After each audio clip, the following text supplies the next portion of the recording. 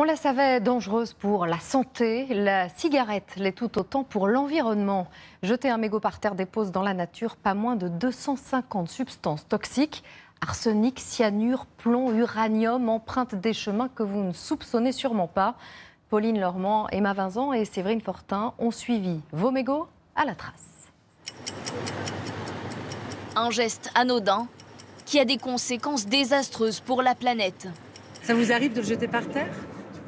Seulement en ville. Si jamais je trouve pas de poubelle, je vais le mettre dans le caniveau, mais c'est rare. Dans les caniveaux. Une incivilité qui peut coûter cher, 68 € d'amende. En France, chaque année, plus de 30 milliards de mégots sont jetés par terre. Au moins 10 000 tonnes. Le poids de la Tour Eiffel. Alors, où va votre mégot une fois jeté dans le caniveau? Alors là, je saurais pas vous dire. Personne ne sait vraiment. Très léger, le mégot est emporté par les eaux de pluie directement vers les égouts. Sa petite taille lui permet d'échapper au système de filtrage. Une fois rejeté dans les cours d'eau, plus rien ne va stopper sa course vers l'océan. C'est le premier déchet retrouvé lors des opérations de nettoyage. Or, le mégot est particulièrement nocif. Quelles sont les substances chimiques qu'il y a dans votre mégot de cigarette? Il y a de la nicotine, des goudrons et puis plein de choses. Nicotine, goudron, ce sont les plus connus. Mais en réalité, le mégot contient plus de 4000 substances chimiques. 250 sont toxiques, 50 sont cancérigènes. De l'arsenic, du cyanure, du plomb, des pesticides et même des substances radioactives comme l'uranium. Ce cocktail chimique est dilué au contact de l'eau en moins d'1 heure. Un seul mégot pollue jusqu'à 500 litres d'eau. Si vous fumez un paquet par jour, vous polluez en 1 an le volume d'une piscine olympique de 50 mètres de long. À l'échelle d'une vie, le volume est colossal. Autre danger du mégot, le filtre. Je pense que c'est du papier. Il doit y avoir du coton, une sorte de choses comme ça. Contrairement aux apparences, le filtre n'est pas fait de matière végétale, mais de fibres plastiques, l'acétate de cellulose.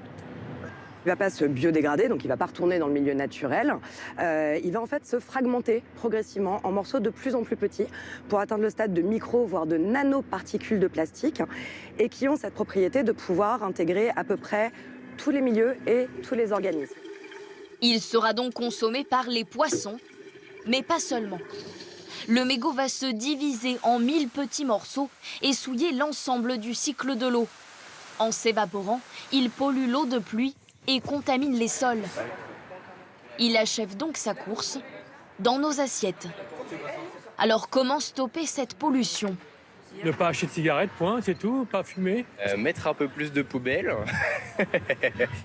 Plus de poubelles et si possible, plus visibles. Une entreprise spécialisée dans la gestion des espaces fumeurs a créé des cendriers aux couleurs vives. Résultat, plus aucun mégot par terre. À la différence de l'incinérateur qui va brûler le déchet mégot, il va y avoir un résidu qui peut finir stocké ou enfoui. Avec notre solution, on va transformer 100% du mégot de cigarette qui va être transformé en un combustible pour alimenter en énergie certains fours de filière cimentière. Et cette poudre sera utilisée à 100%. Selon le principe pollueur-payeur, des solutions ont été avancées. L'interdiction pure et simple de filtres en plastique, comme pour les pailles et les couverts jetables, ou encore une taxe payée par les fabricants. En 7 ans, plusieurs lois de ce type ont été proposées, mais jusqu'à aujourd'hui, aucune n'a été votée. En attendant, peut-être aurez-vous retenu l'importance de ce geste.